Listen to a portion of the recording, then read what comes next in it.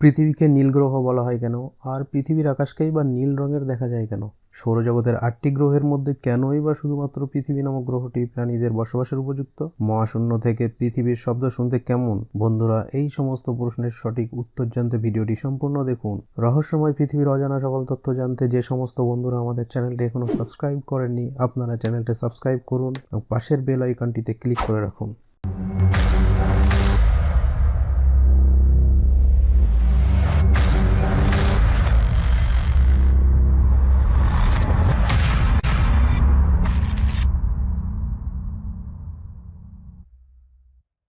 আমাদের এই পৃথিবী নামক গ্রহটির ভূপৃষ্ঠের টোটাল সারফেসটি 71% জল এবং 29% স্থলভাগ দিয়ে বেষ্টিত। পৃথিবীর অধিকাংশ স্থান সাগর মহাসাগরের জল দিয়ে বেষ্টিত থাকায় দূর থেকে বা মহাকাশ থেকে পৃথিবীকে নীল বর্ণের দেখায়।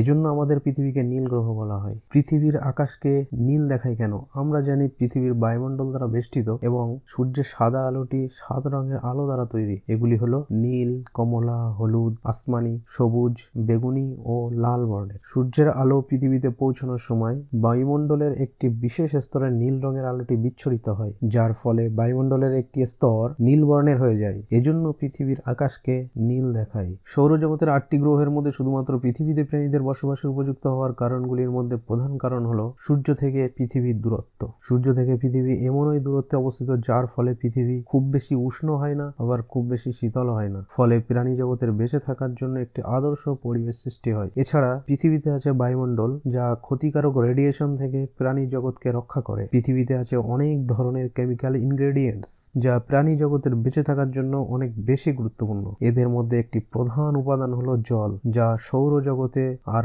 কোনো গ্রহে পাওয়া যায় না। এরপর রেডিও তরঙ্গকে সাউন্ড এ কনভার্ট করে মহাশূন্য থেকে পৃথিবীর শব্দ কেমন হয় তা শুনুন।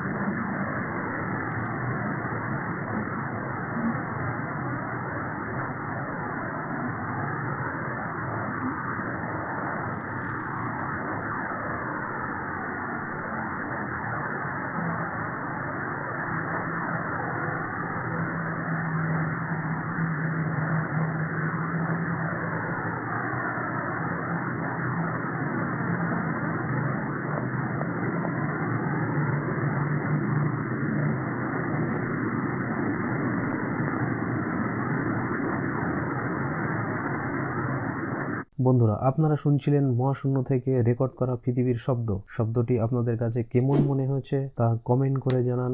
ভিডিওটি ভালো লাগলে একটি লাইক করবেন আর শেয়ার করে দেবেন বন্ধুদের মাঝে। ভিডিওটি এখানে শেষ করলাম।